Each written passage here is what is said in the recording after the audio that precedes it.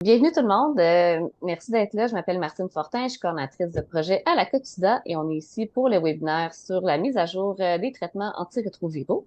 Donc, avant de débuter officiellement, c'est important de reconnaître que les locaux de la Coxida sont situés sur le territoire non cédé de la nation ghanéenne-Guéhaga à Tiohtià:ke, aussi connu comme Montréal.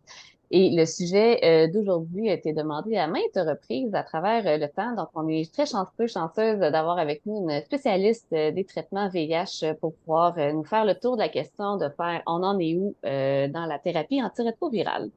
Donc, vous pouvez poser des questions à tout moment dans la boîte de commentaires. Il y aura une période de questions à la fin, peut-être malheureusement écourtée, mais quand même, on va essayer d'en prendre quelques-unes malgré tout. Donc, juste rappeler aussi que le webinaire est enregistré. Vous allez avoir accès au PowerPoint et que le webinaire d'aujourd'hui est rendu possible grâce à un financement de Vive Soins de Santé. Donc, on les remercie chaleureusement et les opinions exprimées ne représentent pas nécessairement les politiques et les opinions de Vive. Donc, sans plus tarder, on va tout de suite se lancer avec Madame Rachel Terrien, qui est pharmacienne clinicienne à la Clinique des infections virales chroniques du CHUM. Rachel Terrien donne des cours à la maîtrise en pharmacie d'hôpital à l'Université de Montréal et c'est l'auteur principal du site guide-thérapeutique-vih.com. Donc, merci beaucoup, Rachel, d'être là, puis je vous laisse la parole. Bonjour tout le monde. On a commencé un petit 10 minutes en retard, puis la thérapie antirétrovirale, c'est vraiment vaste. Il y a beaucoup de choses à connaître, mais inquiétez-vous pas si ça a l'air comme chargé. Il y a beaucoup de noms de médicaments. Moi, je vais essayer d'être le plus simple possible. Je comprends que je vais essayer de vulgariser le plus possible, mais même pour les étudiants à la maîtrise, il y a tellement de notions qui ont de la difficulté à tout mettre ensemble. Fait que je vais essayer de juste passer des grands messages, mais mes slides comportent quand même beaucoup d'infos si après vous voulez les consulter. Fait qu'on va changer de diapo, Isabelle, on va changer encore les potentiels conflits d'intérêts. Et vous savez que c'est une épidémie qui est vieille de 40 ans, qui aurait à peu près presque 40 millions de personnes atteintes, puis il y en a autant qui ont été atteints durant l'épidémie, fait que ça 75 millions, peut-être plus pour tout ce qui n'est pas connu, puis que tout le monde n'a pas accès aux médicaments, malheureusement, 75% des adultes, 52% ont accès au traitement, mais il reste encore un petit nombre de personnes quand même qui n'ont pas accès. Fait qu'il faut se sentir privilégié. On sait que l'OMS a des critères très ambitieux, aimerait bien enrayer l'épidémie du sida, de l'hépatite B et C d'ici 2030.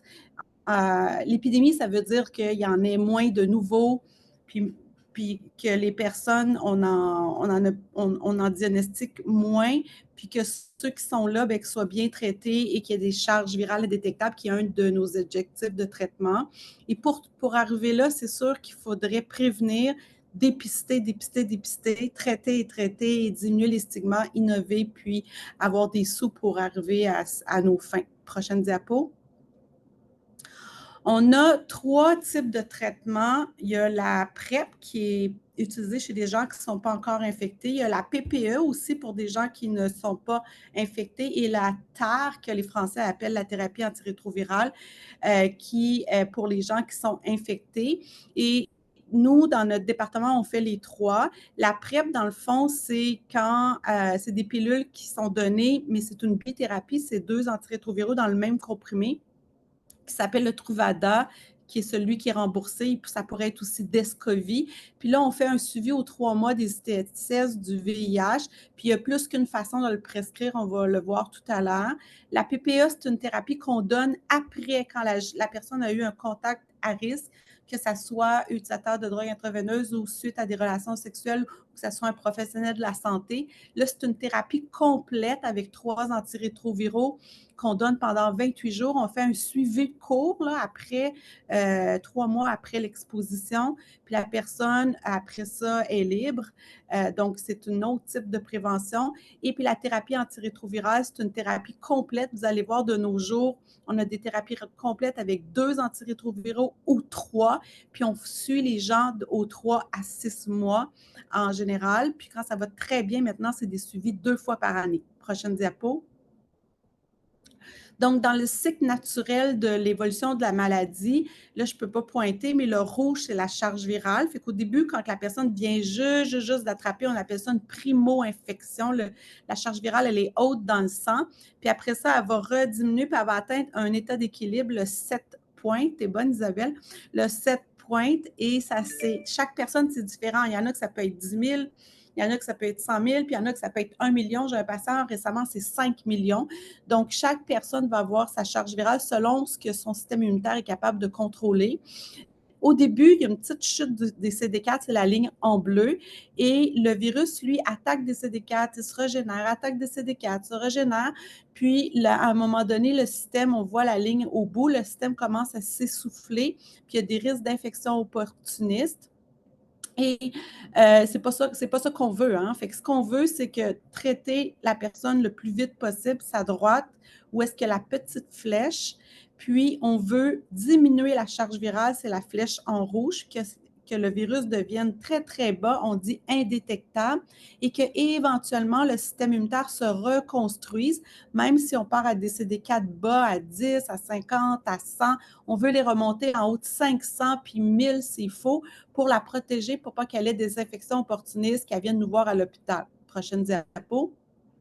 Donc, le virus, lui, pour se répliquer, il y a son code génétique à lui qui est un brin d'ARN.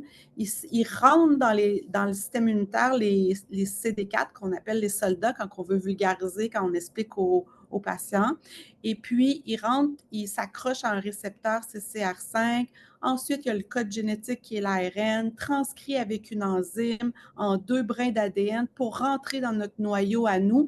Puis là, il y a un message qui est envoyé qui dit « OK, il fabrique de nouveaux virus. » Puis là, ça fait des petits morceaux de virus, c'est assemblé. Puis après ça, ça ressort pour aller infecter d'autres virus. Donc là, à l'heure actuelle, on a des médicaments qui agissent avant que le virus rentre dans le CD4. On a des médicaments qui agissent sur les enzymes qui permettent la formation du petit virus. Puis on a des médicaments qui s'en viennent dans la maturation, quand le virus devient mature, puis il y a l'enveloppe, puis là, il s'en va infecter d'autres CD4. Donc, à toutes ces étapes-là, on a des médicaments.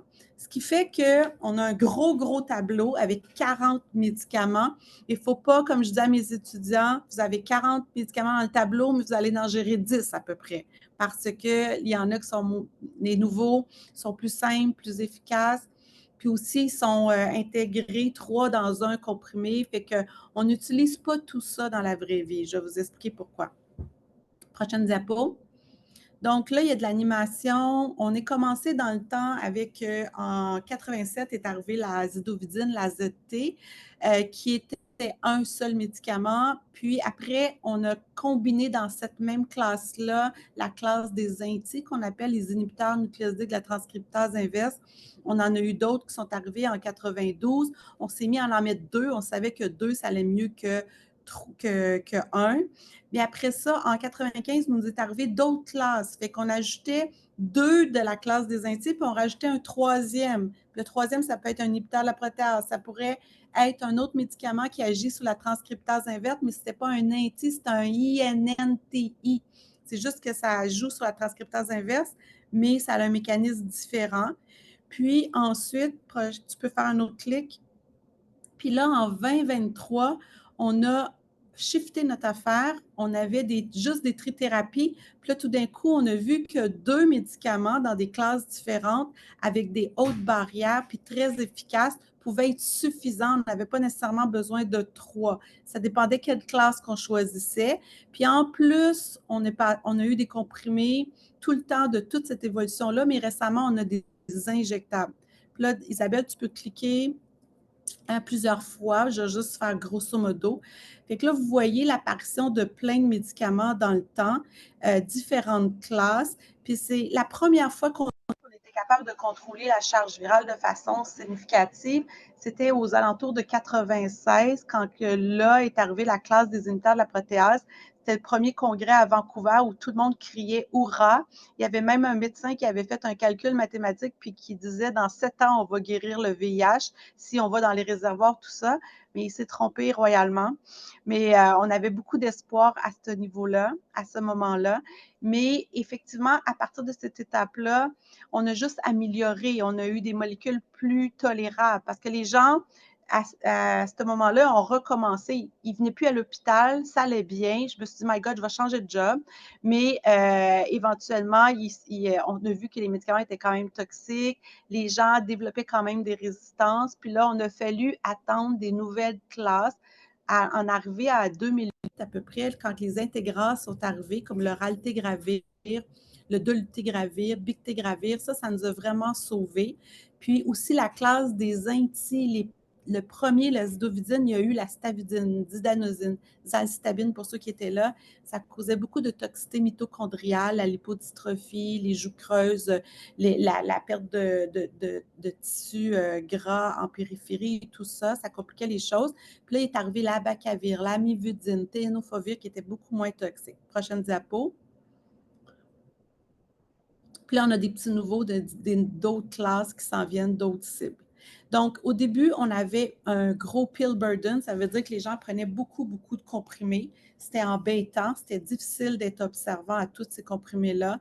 On avait beaucoup de toxicité, comme je vous disais, la toxicité mitochondriale qui faisait aussi plus que la lipodystrophie, il faisait des cardiomyopathies, des atteintes au niveau du muscle du cœur, des neuropathies, ça c'est les nerfs, il y avait aussi des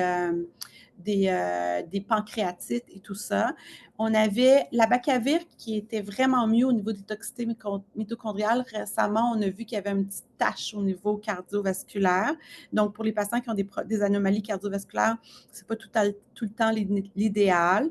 Notre premier ténofovir, qui s'appelait le ténofovir DF dans la classe des intis, néphrotoxicité, ostéoporose, mais là, on a le nouveau ténofovir amélioré AF qui ne cause pas ça. On avait beaucoup d'effets au niveau du système nerveux central avec les favirennes. On a eu les complications aussi métaboliques avec la classe des inhibiteurs de la protéase. Fait que vous voyez qu'en s'en allant vers des nouvelles classes, on a amélioré tout le profil aussi des effets indésirables, donc une meilleure innocuité. Et tu peux cliquer aussi, donc moins de pilules, mieux toléré, puis on a amélioré aussi l'efficacité. Les molécules qu'on a à l'heure actuelle, il faut vraiment être inobservant pour arriver à des échecs puis à des résistances. Puis aussi, l'adhésion est simplifiée parce que c'est des tout en un. Puis, comme je vous dis, c'est un peu plus pardonnable au niveau de l'adhésion. Et il y a très peu d'interactions médicamenteuses aussi. Quand on avait le ritonavir puis le cobicistat, ces deux-là, aussitôt qu'on donne d'autres médicaments aux patients, bien, on risque de causer plus d'hypotension, plus de problèmes d'insuffisance rénale. Aussitôt qu'on ajoute des médicaments, il faut être très vigilant avec la classe des médicaments qui a du ritonavir, les inhibiteurs de la protéase puis le cobicistat. Fait qu'on a moins de pilules, meilleure tolérance, plus grande efficacité, moins d'interaction médicamenteuse. Puis là, récemment, on allège aussi nos stratégies. On s'en va vers des injectables. Donc, tout ça fait en sorte qu'on est passé d'une maladie où les gens pouvaient mourir après 6 mois à une infection, à une maladie chronique, finalement, un peu comme le diabète. Donc, tout ce qu'on fait, c'est du fine-tuning. Les médicaments marchent, mais là, ce qu'il faut faire, c'est arriver à quelque chose de très optimal pour l'individu. Prochaine diapo. Donc, vous avez plein de médicaments, comme je disais, sur le tableau, mais partout où il y a des 3, c'est 3 antirétroviraux. Partout où il y a des 2, c'est 2 antirétroviraux. Mais ces noms-là qui sont mentionnés ici, Biktarvy, Triumec, Dovato, Juluca, Cabenuva, Delstrigo, Odefc, puis Simtusa, c'est ceux avec lesquels je travaille le plus. Okay? Simtusa, c'est un peu embêtant parce qu'il n'est pas remboursé par la RAMQ, je dois faire de la petite paperasse, mais ça arrive que je le demande. Mais les ceux que vous voyez le plus, c'est Biktarvy, Triumec, Dovato. Chez un patient qui initie une thérapie, c'est avec ça qu'on travaille. Et ils sont les 3 aussi efficaces. Biktarvy, Triumec a 3, puis Dovato, il y en a 2, mais c'est la même efficacité, même innocuité, ça veut dire même tolérance, pas très peu d'interactions médicamenteuses. On utilise moins le Genvoya-Stribil dans cette famille-là parce qu'il y a du cobicistat, puis en plus, il y a Tenofovir DF dans la classe pour le Stribil. Le Juluca Cabenuva, dans le fond, c'est semblable. Juluca a dolutegravir, rilpivirine, puis Cabenuva a cabotegravir à la place du doluté, puis rilpivirine. Il y en a un, c'est par la bouche, l'autre, c'est injectable. Là, vous voyez que c'est 2 antirétroviraux. Je l'utilise quand la charge virale était détectable depuis 6 mois, puis que la personne est indétectable. Puis là, on appelle ça un switch. Donc, charge virale indétectable, je peux m'en aller à Juluca ou Cabenuva. Et à ce moment-ci, il ne faut pas être porteur de l'hépatite B parce que j'ai besoin d'avoir un petit ténofovir dedans si la personne doit être traitée à la fois pour le VIH et l'hépatite B. Puis ce n'est pas le cas, je ne l'ai pas dans le Juluca, je ne l'ai pas dans le Cabenuva et je ne l'ai pas dans le Dovato. Donc, à chaque fois que quelqu'un veut changer pour 2 médicaments, jamais oublier d'aller voir s'il y a l'hépatite B dans le dossier. Delstrigo ODFC, en fait, c'est des trithérapies, mais au lieu d'avoir nos préférés, les inhibiteurs de l'intégrase, on se trouve à avoir un INNTI dans la doravirine ou la rilpivirine, mais c'est quand même bien efficace, mais ils ont leurs petites choses à vérifier pour chacun. Je ne passerai pas trop en détail. Comme le rilpivirine, il faut prendre des antiacides. Le Delstrigo, il faut regarder, c'est du ténofovir DF, il faut regarder la fonction rénale. Fait que ça, les pharmaciens regardent ça, les médecins aussi. Simtusa, un petit peu moins préféré parce que là, on parle d'un inhibiteur de la protéase avec du cobicistate dedans. Puis mon cobi cause des interactions. Puis ma classe des inhibiteurs de la protéase a un petit peu plus de problèmes au niveau de la digestion, puis aussi des gras dans le sang. Prochaine diapo. Donc, après ça, j'ai dans tous mes médicaments, il y en a plein que c'est comme des médicaments uniques ou combinés en 2 qui sont beaucoup moins utilisés. La raison, c'est que je préfère donner ma thérapie complète à une personne parce que c'est plus facile, c'est un comprimé 1 fois par jour. Quand j'arrive ici dans ces choix-là, c'est que j'ai soit quelqu'un qui a un problème rénal, fait que les médicaments doivent être ajustés selon la fonction rénale, ou j'ai soit quelqu'un chez qui est très expérimenté, puis là, je suis coincée, il faut que j'aille donner des nouveaux médicaments séparément selon le génotype. Fait que là, la personne, elle est échouée. Puis là, ma charge virale est détectable. Ce n'est pas un switch comme tantôt, charge virale est détectable, je peux donner à peu près tout ce que je veux. Mais là, j'ai une charge virale détectable, je vais voir le génotype, qu'est-ce que le virus répond encore. Puis là, je fais un pick and choose dans toutes les classes. Puis là, je me reconstruis une thérapie comme ça. Fait qu'à ce moment-là, ça fait un petit peu plus de pilules pour la personne. Puis, il faut que je fasse des petits efforts parce qu'il faut que je remplisse des médicaments de RAMQ aussi. Tu peux faire un autre clic, Isabelle? Puis des fois, vous voyez, là, il y a le Tiviké qui est dolutegravir tout seul. J'ai ma rilpivirine qui est les Durant, puis j'ai mon doravirine qui est Pifeltro. Mais ces médicaments-là, des fois, quand j'ai une interaction médicamenteuse, je peux les prendre et aller les doubler. Au lieu de le donner 1 fois par jour, je vais aller doubler la dose pour contrer une interaction médicamenteuse. Fait que je suis contente aussi d'avoir des médicaments uniques comme ça pour pouvoir jouer, pour pouvoir bonifier la thérapie de quelqu'un parce qu'il est résistant, parce qu'il y a une interaction. Pour plein de raisons, ça peut vraiment être utile. OK? Fait que c'est pour ça que j'ai beaucoup de médicaments que moi, je retiens comme pharmacienne, mais qu'on utilise moins en pratique, mais qui quand même peuvent être très utiles dans l'arsenal thérapeutique. Prochaine diapo. Donc, si j'ai un nouveau patient, tout nouveau, tout neuf, puis là, j'ai son âge, je sais qu'il est VIH, je sais que la Sheila B57, j'en ai besoin pour savoir si je peux prescrire la Bacavir ou pas, il est négatif, j'ai une charge virale qui est en haut de 500 000, j'ai des C4 à 350, j'ai un génotype que j'ai fait au début, on fait toujours un génotype pour tout le monde, il est complètement vert. Je connais un peu les antécédents du patient, il est hypertendu, il fait de la dyslipidémie, il prend des médicaments pour le diabète aussi, puis son père et son frère ont déjà eu des antécédents d'infarctus du myocarde. Je regarde ses habitudes de vie, je regarde si l'hépatite B ou pas, s'il veut être traité. Fait que j'ai besoin de tout cet ensemble-là pour débuter quelqu'un sur une thérapie. Ça m'aide pour prendre une bonne décision si je vais donner du Dovato, qui est de l'utegravir, l'amivudine. Je vais donner du bictegravir, l'amivudine, amtristabine, tenofovir, qui est le Biktarvy, ou du Triumec, qui est dedans, il y a 3 antirétroviraux avec Doluté, Abacavir, l'amivudine. Puis avec ça, je suis capable de dire à l'individu, écoute, pour toi, ça serait mieux tel ou tel. Prochaine diapo. Fait que ce qu'on sait, c'est que aussitôt que la personne est connue VIH positif, elle devrait être traitée pour elle et pour les autres. Parce qu'on sait que débuter tôt, ça a des grands bénéfices sur la santé. Puis le débuter aussi, ça permet d'être libre au niveau des partenaires sexuels parce que c'est U est égal à U, indétectable est égal à intransmissible, undetectable est égal à untransmissible. Prochaine diapo. Donc, les lignes directrices, c'est exactement ce que je vous ai dit tantôt. Nos préférés, le Biktarvy, le Triumec, ou ça pourrait être du Doluté avec du Truvada, avec du Descovy. Là, dedans, c'est similaire à un Triumec, mais au lieu d'avoir Abacavir, Lamivudine, ça se trouve être du Tenofovir avec Emtristabine. Donc, c'est semblable. C'est toujours 2 intis avec un 3e agent qui est l'intégrase. Puis le Dovato, lui, c'est un inti qui est l'amivudine avec un intégrase qui est de l'utigravir.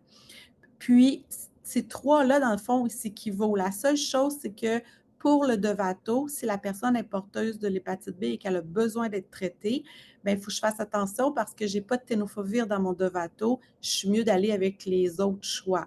Puis, dans l'étude, eux, ils avaient exclu les patients avec des charges virales en haut de 500 000, bien qu'ils ont des petites études avec des petits N de patients pour montrer que c'est aussi efficace. Mais dans les lignes directrices, il va nous sortir en haut de 500 000 s'abstenir de donner Dovato en cette raison-là. Prochaine diapo. Donc ça, j'avais vu, on a un petit peu, ça va aller vite, je pense que je vais continuer, mais il faut juste savoir que dans le fond, c'est les choix que je vous ai mentionnés, puis là, c'est écrit avec les abréviations, mais là, en haut à gauche, ça se trouve être du Biktarvy, en bas, ça se trouve être du Triumec, à droite, en haut, ça se trouve à être du Dovato, puis en bas, c'est Delstrigo. Delstrigo, c'est qu'en Europe, ils l'ont mis comme premier choix. On va voir leurs lignes directrices s'en viennent bientôt. Il s'était dit, ça pourrait être un choix quand même si quelqu'un ne voudrait pas utiliser les intégrases. C'est la classe des NNTI. Puis, on dirait qu'il y a un petit peu moins de gain de poids, bien que toute l'histoire du gain de poids est un peu très, très mêlée, si on veut. Mais ça disait que ça pourrait, puis ça a quand même une bonne efficacité, bien que ça n'a pas été comparé aux intégrases. Mais il ne faut pas oublier, si quelqu'un a HIV2, ça ne fonctionne pas. Puis aussi, il nous faut un génotype avant de le débuter parce que quelqu'un qui aurait déjà pris la classe des NNTI puis aurait de la résistance, ce ne serait pas une bonne idée de commencer avec Delstrigo. Fait que je vais passer parce qu'il y a du détail là-dessus qui est peut-être moins intéressant pour vous. Puis tous ces choix-là n'ont pas beaucoup d'interactions médicamenteuses.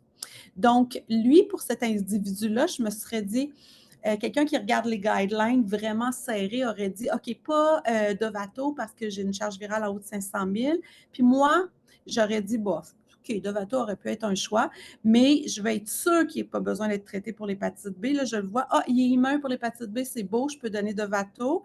Là, j'aurais eu un père et mère avec infarctus du myocarde, quelqu'un qui prend des médicaments pour le cœur. Je me serais dit, c'est sûr que je ne vais pas y donner du Triumec parce que j'ai de la Bacavir dedans. Il y a une petite tache au niveau cardiaque. Mes préférés auraient été Biktarvy ou encore du Dovato, mais tout le raisonnement va selon le professionnel de la santé. Mais on a chacun un peu nos choix, mais ça roule un peu là-dedans. Mais vous voyez un peu comment on fait le choix. Prochaine diapo. Si je veux faire un rapid start, parce que ça existe maintenant, quand on a les individus qui viennent nous voir, au jour 1, on peut leur dire, ben oui, on vous apprend que votre test est positif, puis je n'ai pas encore tous les labos, mais je serais prête à commencer. Pourquoi on peut faire ça? Parce qu'on a des médicaments efficaces, on a des médicaments qui traitent l'hépatite B, puis on a le loisir d'attendre le reste des labos. Puis ça permet d'avoir un bon lien aussi avec la personne pour la rétention aux soins, il paraît que ça fait une différence. Et ce que ça fait aussi, ça fait que la personne, sa charge virale redevient indétectable. Elle peut être plus à l'aise aussi après pour vivre sa vie là, pour le reste quand sa charge virale est indétectable. Prochaine diapo. Ça, c'était juste pour vous montrer pourquoi il nous faut absolument le Tenofovir, parce que le Tenofovir, c'est la petite ligne verte, le 2e médicament avec la petite flèche. Là. Quand les gens le prennent, ils ne viennent pas résistants à l'hépatite B. Mais si je fais une erreur puis je laisse quelqu'un sur du Lamivudine, qui est l'orange en haut, OK, mettons, le Dovato, justement, l'amivudine avec dolutegravir. Je vais avoir juste l'amivudine qui va traiter l'individu pour son hépatite B. Puis, à 5 ans, tout le monde, 80% deviennent résistants aux médicaments. Fait que c'est pour ça, il faut absolument le tenofovir quand la personne a aussi l'hépatite B. Prochaine diapo. Donc, si j'ai le même, un individu semblable, qui a une charge virale indétectable depuis longtemps, puis qui dit, écoute, je prends du Ralté 2 fois par jour, puis mon Truvada qui est tenofovir emcitrabine, puis là, j'oublie toujours ma deuxième dose. Ça fait 10 ans, mais c'est comme, je sais pas, récemment, ça marche pas, mon affaire. Fait que là, il dit, je veux simplifier. Je connais du monde qui prennent juste un comprimé par jour. Je dis, OK, c'est beau, je vais regarder ton dossier. Fait que les CD4 sont à 640. Son génotype initial dans le passé, son virus n'était pas résistant. Lui, il n'est jamais venu, il a toujours été indétectable. J'ai rien de particulier au niveau de ses antécédents.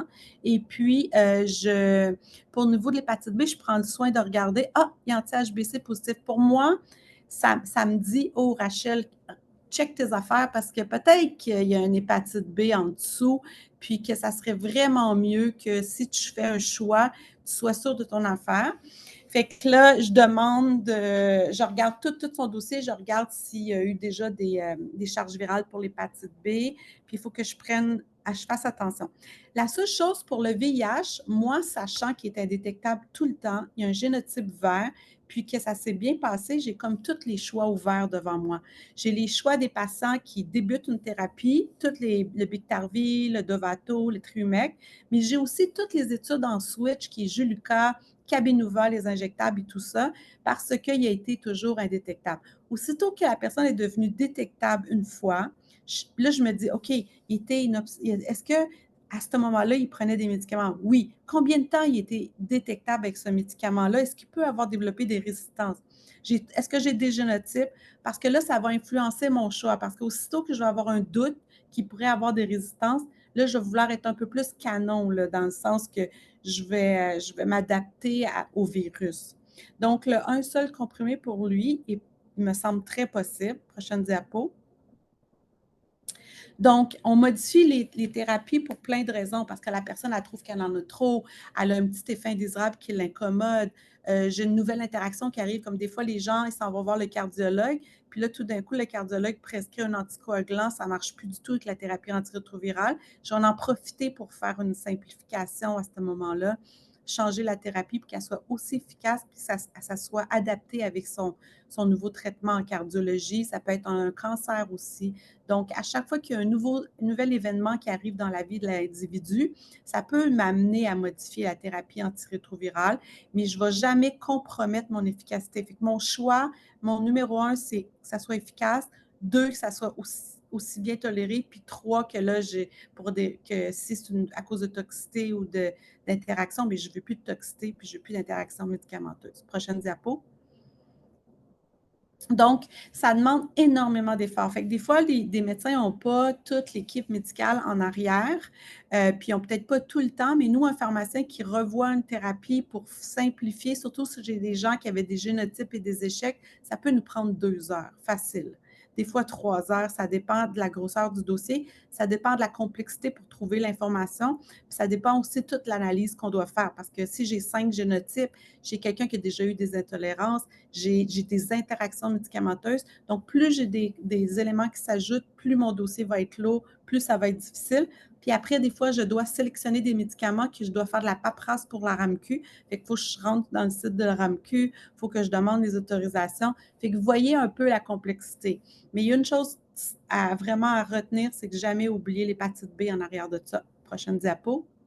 Puis jamais compromettre l'efficacité. Fait que quand je simplifie, pour lui, j'ai de nombreux choix. Aussitôt que j'ai quelqu'un qui n'a jamais échoué, puis qui a été toujours observant, tous les choix s'offrent à lui. Fait qu'ici, je peux reprendre n'importe quelle thérapie qui a été utilisée chez des patients n'ayant jamais reçu d'antirétroviraux ou toutes les études qui ont été étudiées en switch où le patient est indétectable depuis 6 mois, puis que là, je pourrais changer pour des nouvelles combinaisons, des bithérapies, des injectables et tout ça. Donc, lui, ce n'est pas problématique. Prochaine diapo. Donc, ce qui m'amène à vous parler des études de médicaments en switch. Le Dovato qui a été étudié pour les patients naïfs a aussi été étudié en switch et dolutegravir avec l'amivudine. Super bonne efficacité, bonne tolérance, puis très peu de, en fait, pas de résistance quand les gens échouent. Prochaine diapo. Il y a eu aussi le Juluca qui se trouve être dolutegravir, cette fois-ci avec un YNNT qui est rilpivirine. Bonne efficacité aussi en switch. Quand les gens échouent, par contre, ils peuvent être malchanceux puis développer une résistance à rilpivirine. Ce qu'il faut savoir, c'est que la rilpivirine doit être prise en mangeant. Fait que le Juluca, il faut qu'il être pris en mangeant. Fait que quelqu'un qui me dit qu'il a bien de la misère à manger puis qui prend jamais ses pilules en mangeant, ça ne sera pas mon choix. Et quelqu'un qui prend des antiacides, mettons le Pentoloc, le Losec, ces médicaments-là, c'est contre-indiqué. Des anti-H2, comme du Zantac ou des Maalox, il faudrait les espacer. Ça devient plus compliqué. Fait que, règle générale, quand j'ai des gens avec des problèmes d'estomac, ça ne sera pas mon premier choix non plus. Prochaine diapo. Puis, pas oublier, on ne peut pas le donner, c'est l'hépatite B. Là, ici, j'ai un patient, cette fois-ci, avec une charge virale indétectable qui a eu... OK, c'est mon même patient, excusez. Charge virale indétectable, aucun échec antérieur. Fait que lui, dans le fond, tous ces choix-là, ils seraient possibles, le Juluca, puis tout ça, mais il faut juste que je sois sûre qu'il est immune pour mon hépatite B. À ce moment-là, après, je pourrais faire le switch. Prochaine diapo. Donc, ici, c'est une personne qui voudrait des injectables. OK, là, je regarde son dossier, 58 ans, un poids de 68 kg, IMC à 25, il n'y a pas d'allergie, originaire des États-Unis, il y a VIH depuis 14 ans, il y a une charge virale indétectable depuis 6 ans selon lui, et il est sous un inhibiteur de la protéase d'Arurito avec du Truvada qui est amtristabine, tenofovir. On a laissé ce nom commercial-là. Puis l'historique de sa thérapie antirétrovirale est incomplète. Il ne se rappelle pas ce qu'il a pris aux États-Unis. Fait que ça me cause toujours un petit peu de soucis. C'est des 4 à 430. Mais je retrouve par miracle un génotype qui a dû amener des États-Unis. Et puis, je vois la K103N, la G190E, puis là, je fais « Oh, pas sûr qu'il va pouvoir prendre du Cabenuva, lui. » Puis là, je le rentre dans un ordinateur qui s'appelle le Stanford HIV Resistance Score. Puis là, je regarde tout ça, je vais vous dire mon résultat après. Fait que lui, il avait une dépression, il a déjà été traité pour des ITSS 2017, 2018, 2019. Ses habitudes de vie, alcool, tabac, alcool négatif, tabac positif, drogue positif, c'était surtout du cannabis. Médicaments, Pentoloc 40 mg à tous les jours. Et puis, est immune pour l'hépatite B. Fait que je n'ai pas de souci pour l'hépatite B, ça me convient. Le Pentoloc, vous savez que le rilpivirine ne fait pas bon ménage avec mon Pentoloc. Fait que s'il veut des injectables, le Cabenuva, il y a du rilpivirine dedans. Mais ce n'est pas un obstacle parce qu'avant, on faisait donner les comprimés de cabotegravir avec rilpivirine. Ça m'aurait achalé d'avoir le Pentoloc. Mais là, je peux passer directement de sa thérapie à lui aux injectables sans passer par les comprimés. Fait que mon Pentoloc n'est pas trop un issue, mais c'est mes mutations qui me tannent. Fait que là, prochaine diapo. Je m'en vais dans le est-il possible pour lui de recevoir le cabotegravir? Entrevoyez-vous un problème avec la phase orale? Oui, à cause du Pentoloc, mais on aurait pu la surpasser. Serait-il possible de sauter la phase orale? Oui. Directement aux injectables? Oui. Prochaine diapo.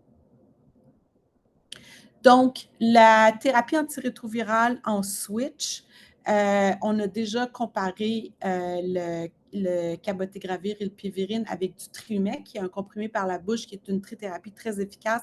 Ça marche très bien. Les patients sont satisfaits, ils aiment les injectables. Puis ça, c'était dans l'étude, mais je pourrais vous dire que dans ma vraie vie, c'est la même chose. Ils ont comparé le 4 semaines au mois, aux 2 mois. Et là, à l'heure actuelle, je vous dirais qu'on prescrit juste du 2 mois, on ne prescrit plus vraiment du 1 mois, mais c'était aussi efficace avec des petites variantes. Puis la phase orale, j'ai marqué bientôt, mais elle n'est plus nécessaire. Prochaine diapo. On peut passer directement du comprimé du patient qui est là actuellement à ces injectables. Ça se fait comment? On fait des injectables aux 2 mois, puis on a une petite période de 7 jours avant ou après. Si la personne a dit « je ne peux pas le 3 février », elle va pouvoir jusqu'au 10, puis elle va pouvoir, tu sais, comme dans la période de mars, autour de 7 jours, c'est correct. Autrement, si on dépasse ces journées-là, il faudrait, si on est plus 7 jours, après la date prévue, là, il faudrait reprendre des comprimés oraux. Fait que nous, on fait une prescription, les pharmaciens, qu'on laisse dans l'ordinateur de l'individu pour être sûr que si une occasion comme ça arrive, ça va être rapidement disponible. Et si la personne part, elle s'en va en voyage, elle devait partir juste 2 semaines, bien, qu'elle apporte des comprimés avec elle au cas où, parce qu'on ne sait pas si on va dépasser la date de la prochaine injection. Et ce qu'il faut savoir, c'est que si on prend des comprimés pendant 30 jours, là, il faudrait recommencer le processus parce que nous, quand on donne les injectables, on fait une petite dose de charge. On donne l'injection un mois, un autre mois, puis là, on part aux 2 mois. Fait que si la personne revient, puis ça fait 30 jours qu'elle a pris les comprimés, bien là, il faudrait reprendre ce processus-là versus attendre comme 2 mois plus tard. Je ne sais pas si vous me suivez. Fait que c'est 3 ml dans une fesse, 3 ml dans l'autre fesse. Fait que c'est ça, les injectables. Règle générale, ça fait mal les 24 à 48 heures après. Il y a de la douleur. Vous allez voir dans les histogrammes, là, après, pour la tolérance, les patients, au début, rapportent beaucoup les effets indésirables. Ce n'est pas des gros grades, ce n'est pas comme effrayant, c'est plus léger. Et après ça, ça disparaît. C'est comme s'il y a une tolérance. Mais moi, je pense aussi qu'au niveau de la peau, probablement qu'il se fait de la distance, fait que le 3 ml est mieux toléré. Puis les effets indésirables au site d'injection, c'est surtout ça. Mais les effets indésirables systémiques, comme de la fatigue, de la température, puis ci, puis ça, c'est rare que les gens qui nous rappellent ça, qui nous disent ça. Donc, ce qu'il faut, il faut au moins quelqu'un, quand on choisit les injectables, quelqu'un qui est fidèle à ses rendez-vous, quelqu'un qui ne vient pas souvent nous voir, qui oublie ou qui n'aime pas les rendez-vous médicaux, c'est peut-être pas un bon choix pour cette personne-là. Prochaine diapo. Donc, les effets indésirables, vous voyez, là, les histogrammes, les gens le rapportent beaucoup au début, puis plus que le temps avance, moins qu'ils rapportent. Mais 99% des gens vont avoir des effets indésirables au début. Ça va durer 24-48 heures. Puis il y en a qui me disent, ah, ça a fait comme une bosse, ça a fait mal. Puis il y en a qui m'ont dit, my God, j'ai eu de la misère à monter les escaliers chez moi. Fait que c'est très variable d'une personne à l'autre, mais règle générale, c'est léger. On appelle ça grade 1, 2. Prochaine diapo. Donc, ça, c'est les études que moi, je regarde. Quand je fais un choix d'une thérapie antirétrovirale, je ne veux pas compromettre l'efficacité. Quand même, la personne veut absolument les injectables. Si moi, je ne me sens pas à l'aise, il va falloir qu'elle aille voir un autre professionnel parce que ce n'est pas avec moi qu'elle va l'avoir. Parce que je vais regarder complètement tous ces génotypes. Puis ici, il y a une mutation qui confère de la résistance à rilpivirine et moi, j'aurais dit non à Cabenuva. Fait que nous, à l'heure actuelle, on a beaucoup de patients, on a 0 échec. Je pense qu'on les sélectionne assez bien. Fait qu'eux, dans l'étude, ils ont voulu essayer de nous sortir. Il n'y a pas eu beaucoup d'échecs, c'est moins de 2 Puis les échecs, ils ont essayé de nous dire, écoute, on va aller faire nos devoirs, on va aller voir qui a échoué. Puis il y avait des virus sous-type A6, A1. Ici, au Québec, c'est beaucoup de B. Dans l'immigration, on a un peu plus de A6, A1. Là, récemment, j'en ai eu une femme A1, puis j'ai eu un gars A6. C'est tout. J'en ai attrapé juste 2 jusqu'au le début. Puis, les indices de masse corporelle en haut de 30, peut-être à cause de l'aiguille, on ne sait pas pourquoi, la pharmacocinétique, puis la résistance à rilpivirine. Fait que d'habitude, c'est quand c'est 2 critères sur 3, on dit qu'il ne faudrait pas donner le Cabenuva. Puis juste en haut de 30, l'indice de masse corporelle, moi, je le donne, c'est pas problème. On ajoute, on met une aiguille plus longue. Les sous-types, j'attends d'avoir 2 critères. Fait qu'un sous-type A1, juste ça, je le donne quand même. Mais sinon, il faudrait 2 critères avec ceux-ci. Mais quand j'ai rilpivirine avec une résistance, moi, je ne le donne pas. Ça, c'est un critère que moi, je ne suis pas capable d'avancer. J'ai une résistance à rilpivirine, je ne donne pas le Cabenuva. Prochaine diapo. Donc, qu'est-ce que j'ai trouvé intéressant comme professionnel de la santé? Le Cabenuva m'a fait ouvrir les yeux puis m'a amené une nouvelle pratique. J'avais oublié que j'avais une vieille relation comme une relation de couple avec mes patients, où est-ce que je me disais, oh, cette personne-là, elle a, je ne sais pas moi, 65 ans, c'est une femme, elle est chez eux, elle ne travaille plus vraiment, elle prend un comprimé par jour, je ne vois pas pourquoi elle aurait des injectables. Puis que finalement, la dame m'arrive, puis elle me dit, ma fille, elle me dit qu'il y avait des injectables, puis elle me dit, maman, ça fait des années que tu es tannée de prendre tes pilules, que c'est dans ta tête tous les jours, puis tu ne veux plus le prendre. Demande-les les injectables. Puis elle était tellement heureuse après qu'on a commencé les injectables. Fait que je me suis dit que plus jamais j'allais être bornée, puis que j'allais décider pour les autres. Fait que l'idée, c'est que ça nous a ouvert à s'ouvrir sur plus le stigma, le rappel de la maladie, la fatigue des pilules.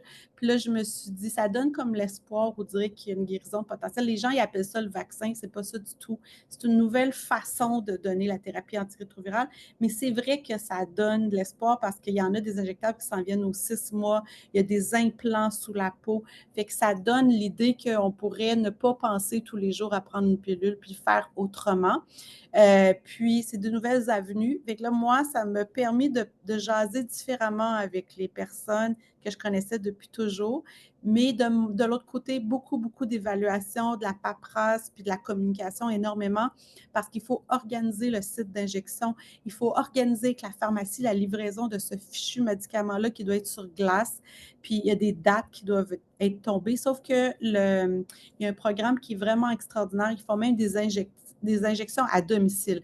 Fait que c'est pas rien, là. Il y a tout ça. Au début, on a eu à s'adapter, mais là, à l'heure actuelle, je dois en faire un par semaine. Puis oui, c'est un peu de paperasse, mais tu sais, on prend la main assez vite. Puis là, il y a de plus en plus de pharmacies qui en servent, puis il y a de plus en plus de sites pour recevoir les injections qui s'installent, puis même à domicile. Fait que vous voyez un peu comment ça progresse. Prochaine diapo.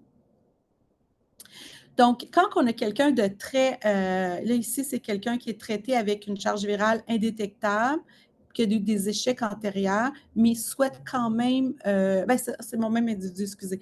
Fait que le patient avec ces injectables-là, malheureusement, j'aurais dit non à cause de la résistance à la rilpivirine. Je pense que c'est fair play, j'ai fait l'évaluation, puis je me sens pas à l'aise. Puis l'idée, c'est qu'il va y en avoir d'autres qui vont arriver. Je me sentirai peut-être plus à l'aise avec un autre pour cet individu-là. Mais s'il n'y avait pas eu les résistances, le Pentoloc n'aurait pas été un problème pour moi. Je serais passée de sa thérapie antirétrovirale aux injectables directement. J'aurais bypassé la phase orale du Cabenuva, qui est cabotegravir rilpivirine. Mais là, ici, c'est mon hic, c'est la résistance à rilpivirine. Mais s'il n'y avait pas eu de résistance, j'aurais dit oui, nos problèmes, on n'a pas à traiter ton hépatite B, Pentoloc, ce n'est pas une issue pour toi. Puis, si tu veux les injectables, pas de problème. Mais j'ai fait mon effort de garde, j'ai fait l'évaluation, puis ici, je ne suis pas d'accord. Prochaine diapo. Ça ici, c'est quelqu'un de très, très, très expérimenté, lourdement expérimenté. Puis parfois, les gens, professionnellement, pour se soulager, ils mettent beaucoup de pilules. Et puis, des fois, je me dis, Colin, c'est pas vraiment vrai parce qu'on a des nouveaux médicaments efficaces. Et puis, des fois, je peux avoir beaucoup de comprimés, puis je peux finir à 2 comprimés si je fais l'effort d'aller voir tous les génotypes, puis d'essayer d'améliorer le sort de cet individu-là. Fait que ici, c'est une personne qui était allergique à l'efavirenz, qui était VIH depuis 2000, qui est détectable depuis 2010. C'est un avantage d'être détectable depuis longtemps. Des CD4 à 630, qui a quand même fait des infections opportunistes, qui est la PPG, la pneumonie, la pneumocystis jirovecii, cancer du sein, dyslipidémie, qui est négatif au niveau des habitudes de vie, pas d'alcool, pas de tabac, pas de drogue, et qui prend juste du Crestor, une petite vitamine, puis qui est immun pour l'hépatite B, ce n'est pas un problème. Donc, est-ce qu'elle me dit, est-ce qu'on pourrait simplifier? Parce que là, j'ai beaucoup de pilules, je suis un peu tannée. Oui, c'est possible. Je demande la révision de dossier, histoire antérieure exhaustive avec tous les génotypes. Je m'assure que le bilan hépatite B est en place, il était là. C'est quoi qu'elle a comme comorbidité qui pourrait m'embêter, les interactions médicamenteuses, puis j'essaie de prendre une décision sans jamais compromettre mon efficacité. Prochaine diapo. Donc là, je suis partie d'un régime qui était raltegravir 2 fois par jour parce qu'elle, elle prend depuis longtemps. Puis il n'y a personne qui a révisé son dossier puis dit, est-ce que ça marche? Ça marche bien, on le laisse là. Bon, oui, peut-être, mais c'est parce que là, on a ralté 2 fois par jour, l'amivudine 2 fois par jour, Daru 600 2 fois par jour, ça me fait 8 comprimés par jour, avec chacun avec leurs petits effets indésirables. Malgré que ralté, l'amivudine, il n'y en a pas beaucoup, mais Daru, Rito, avec le temps, dyslipidémie, problèmes cardiaques, bon, ça ne me tente pas vraiment de le laisser. Puis ritonavir va causer des interactions éventuellement si elle a besoin de prendre d'autres médicaments. Fait que là, je fais mon effort. Puis là, je me dis, de un, le 600 BID, elle a 0 mutation sur sa protéase virale. Ça n'a pas lieu de rester à BID. Ça pourrait être une fois par jour. Fait que là, je ramène ça à 800. Puis là, je me dis, ralité, c'est une faible barrière. Je vais aller chercher du Doluté. Ça va être une plus haute barrière. Puis là, du même coup, je me dis, elle n'a pas besoin de son traitement de l'amivudine avec l'hépatite B. Puis, je n'ai pas compromis son efficacité sur la thérapie antirétrovirale, puis je suis arrivée à 2 comprimés. J'ai daruricobistat que j'ai mis dans ça s'appelle le Prescobic, puis j'ai le dolutegravir, puis j'ai une étude pour l'appuyer, puis j'ai maintenant 2 comprimés, puis encore plus efficace que toute la thérapie qu'elle avait à l'heure actuelle. Fait qu'il faut vraiment, ça ne veut pas dire que tu es lourdement expérimenté depuis tout le temps, avec plein de résistances, que rien n'est possible. Il faut vraiment revoir le dossier. Puis on a quand même beaucoup vous avez vu, on a 40 médicaments. Fait qu'on peut jongler avec ça. Ça ne veut pas dire que c'est toujours possible, mais là, pour elle, c'était possible. Donc, on est arrivé à 2 molécules efficaces, haute barrière génétique, puis je n'ai pas besoin de traiter l'hépatite B. Donc, tout ça a fait en sorte que j'ai simplifié sa thérapie. Ça lui donne un petit élan de plus pour continuer. Prochaine diapo. Rachel, il te restera un 5 minutes. 5 minutes? OK. Fait que la PrEP, là, j'imagine que vous en avez entendu quand même pas mal parler, c'est du Truvada. Quand c'est pour les hommes ayant des relations sexuelles avec des hommes, on peut donner soit tous les jours le Truvada ou à la demande, 2 comprimés avant les relations sexuelles, puis un comprimé tous les jours jusqu'à 48 heures après les relations sexuelles. Et ça marche super bien quand la personne elle prend ses médicaments. Pour les femmes, c'est tous les jours. OK? Il n'y a pas à la demande, c'est tous les jours. Puis, on dit qu'il faut, avant que ça aille dans les muqueuses vaginales, avant que ça soit efficace, il faudra attendre un bon 13 jours versus l'homme qui est plus 7 jours. Prochaine diapo. Fait que les traitements, je viens juste de dire. Prochaine diapo. Prochaine diapo. Prochaine diapo. Je vais passer à la PPE. La PPE, en fait, c'est quand comme un professionnel de la santé ou n'importe qui rentre en contact avec soit du sang contaminé, des liquides biologiques avec du sang, des spécimens de laboratoire ou du sperme des sécrétions vaginales. Prochaine diapo. Puis, prochaine diapo. On va donner après l'exposition, on va donner 3 antirétroviraux. OK? Puis dans les nouvelles lignes directrices, on a mis du dolutegravir et du Truvada, qui est emtricitabine, tenofovir, pendant 28 jours. On a quelque chose pour le VIH. Pour l'hépatite B, ça serait les immunoglobines puis la vaccination. Puis pour l'hépatite C, on n'a pas de prévention, mais on a au moins un traitement si quelqu'un devenait VHC positif suite à une exposition. Prochaine diapo. Là, ici, je vous ai mis le régime, 3 antirétroviraux. Puis il faut le prendre en dedans de 72 heures. Si c'est en dehors de 72 heures, ça ne marche pas. Mais c'est une urgence médicale, fait qu'on dit si la personne peut se présenter en dedans de 2 heures, c'est beau. Mais si elle est plus tard que en de 24 heures, 48 heures, 72 heures, c'est mieux que rien. Mais après 72 heures, ça ne vaut pas la peine. Prochaine diapo. Puis la personne doit le prendre pendant 28 jours. Puis je veux vous dire que le succès n'est pas le fruit du hasard. Je veux juste que vous vous rappelez que toute cette thérapie antirétrovirale-là, prochaine diapo, c'est garant de l'adhésion. Il faut la prendre. Puis l'adhésion, ça va dépendre du patient, ça va dépendre du traitement, ça va dépendre de la maladie, ça va dépendre du système de soins, puis tous les facteurs socio-économiques. Prochaine diapo. Puis nous, on dit que la personne est adhérente quand elle prend le médicament tel que prescrit, puis elle l'a implanté, elle l'a débuté. La persistance, c'est qu'elle ne fait pas d'interruption, elle le prend durant la durée, puis elle vient aux rendez-vous médicaux. Pour nous, c'est tout ça, être observant. Prochaine diapo. Puis, on dit que l'adhésion, c'est pas juste l'histoire, c'est pas relié juste à l'individu, c'est tout le monde, c'est l'entourage, les professionnels qui en partagent la responsabilité. Fait que c'est pour ça que moi, je mets des efforts pour partager cette responsabilité-là. Prochaine diapo. Parce qu'on veut que la personne soit, on dit self-efficacy, qu'elle soit capable de s'engager dans les soins, s'engager dans son traitement. Puis ça va dépendre de sa motivation. Puis moi, je fais des entrevues motivationnelles pour aller voir c'est où les barrières, puis les facilitateurs et tout ça. Prochaine diapo. Puis si mes connaissances à moi sont beaucoup trop par rapport aux vôtres ou à ceux des patients, je vais essayer de rejoindre, que ce soit moins divergent. Je veux expliquer pourquoi que je pense que c'est aussi important de prendre la thérapie, puis on va essayer de se rencontrer quelque part. Puis ça va dépendre des attentes aussi de l'individu, parce que des fois, j'ai quelqu'un qui est son souci à lui, c'est qu'il n'y a pas de revenus depuis 2 semaines. Puis moi, mon souci à moi, c'est qu'il prenne sa pilule à tous les jours. Fait qu'on est loin l'un de l'autre. Fait qu'il faut se rencontrer quelque part parce que des fois, il y a des choses qui sont non rationnelles, émotives.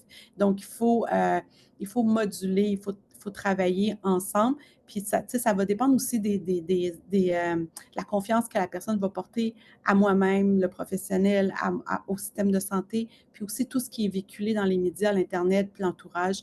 Donc, il faut essayer de diminuer ces barrières-là. Prochaine diapo. Donc, souvent, quand la personne perçoit les bénéfices, la première chose, c'est que les barrières vont s'amoindrir. Si elle comprend tous les avantages qu'on peut avoir, les barrières peuvent s'amoindrir, puis on peut avoir plus de succès, mais reste que il y a des barrières que moi, je vais devoir travailler comme professionnel de la santé. S'il y a des coûts, il faut les amoindrir, les éliminer.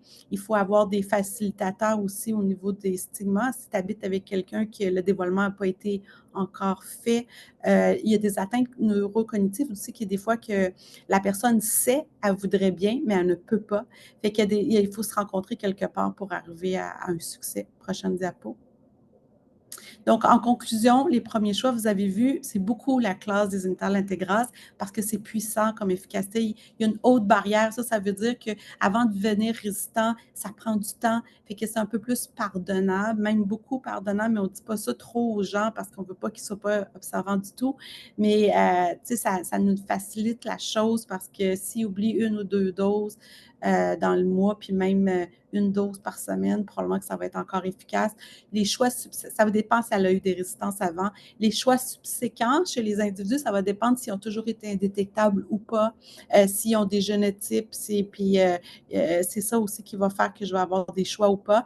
Puis les choix des injectables, c'est disponible en switch une fois que la personne a été indétectable, bien qu'une petite cohorte qui montre que chez les individus avec des charges virales détectables, des gens qui sont pas capables du tout de prendre les comprimés, mais qui sont assidus à leur rendez-vous, ça pourrait quand même être une option, mais on a peu d'études, puis c'est surtout dans des cohortes où est-ce qu'ils ont des équipes de outreach et tout ça.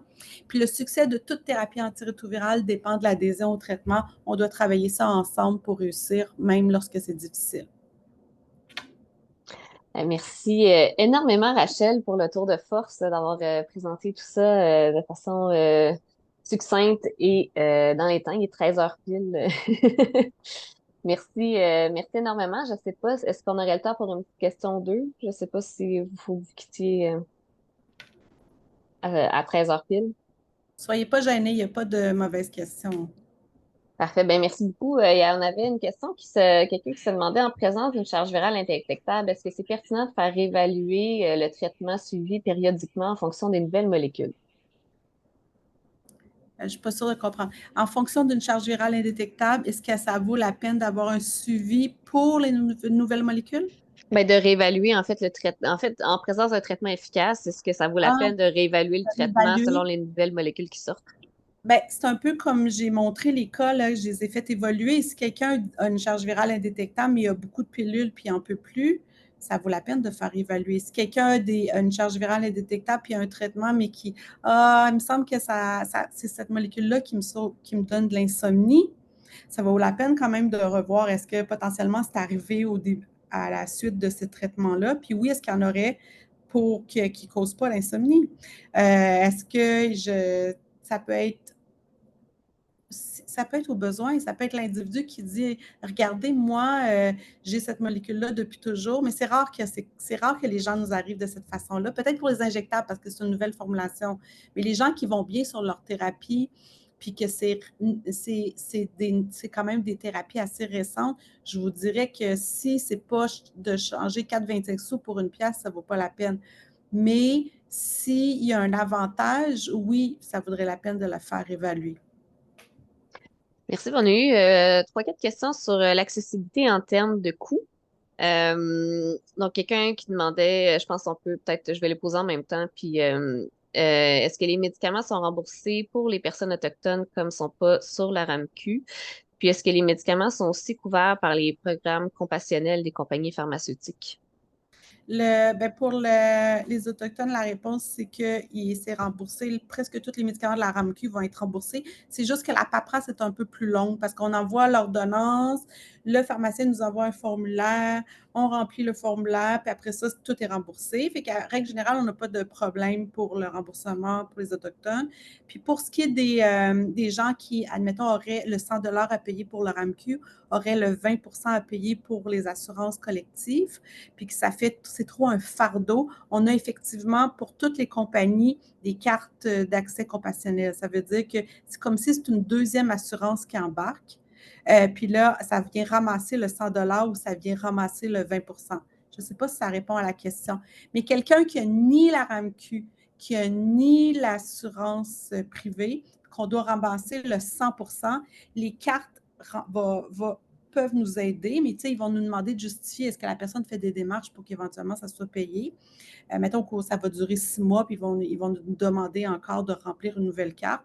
Mais là, ça ne va pas ramasser les autres médicaments, comme quelqu'un qui est diabétique, qui a des problèmes de santé mentale, mais là, ça va rembourser l'antirétroviral. Tandis que dans l'autre situation où je ramasse le 90, je ramasse le 20 ça va ramasser les coûts des autres médicaments par ricochet. Je ne sais pas si ça répond à la question. Ben oui, ben pour moi oui, mais c'est ça. Puis quelqu'un disait pourquoi les antirétroviraux sont pas gratuits ou couverts au Québec. Je pense qu'ils sont couverts, mais c'est pas gratuit dans le sens qu'il y a quand même un co-paiement à faire avec Oui, soit la pharmacie ou les assurances. on travaille là-dessus. Ben, on travaille là-dessus. Ça fait des années qu'on dit qu'on n'est pas content qu'il y ait des frais, surtout pour l'histoire de la PPE. Là, quelqu'un, c'est un jeune qui vient juste d'être exposé, puis il pourrait éviter une infection, puis son 28 jours de médicaments lui coûte 1200 parce qu'il ne veut pas mettre ça sur les assurances de ses parents. C'est un méchant enjeu. Là. Et pourquoi ça ne serait pas remboursé, ça? On parle de prévention. Mais c'est ça. Mais quelqu'un qui a besoin, qui nécessite d'un traitement, ou même pour une PPE, il pourrait le mettre sur ses assurances. Là, si ce n'est pas un jeune qui ne veut pas le mettre sur ses assurances de parents. Mais reste que j'avoue qu'une assurance collective, c'est 20 de 1200. C'est quand même un gros montant là, qui t'arrive d'une shot. Là. Mais il y a un Mhm. plafond, c'est, mettons, 1200 dans toute ton année. Tu sais, c'est 20 de tes 3 premiers mois, janvier, février, mars. Puis après ça, ça va être gratuit. Mais oui, ce serait intéressant que ce soit gratuit, mais ce n'est pas. Mais c'est comme tous les médicaments pour tous les maladies confondues, c'est le même principe. Mhm. Je vois qu'il y a d'autres questions. Malheureusement, on va devoir terminer maintenant. On a déjà un petit peu dépassé le temps. Je ne vais pas vous retenir plus longtemps. Donc, merci énormément, Rachel, pour la présentation. Merci beaucoup à tout le monde d'avoir été là et merci aussi à Vive Soins de Santé pour le soutien financier pour avoir permis l'activité. Je vous invite à compléter le formulaire d'évaluation qui était dans le chat et vous recevrez le PowerPoint par courriel par la suite. Donc, merci encore tout le monde. Bonne fin de journée. Bye bye, bonne fin de journée.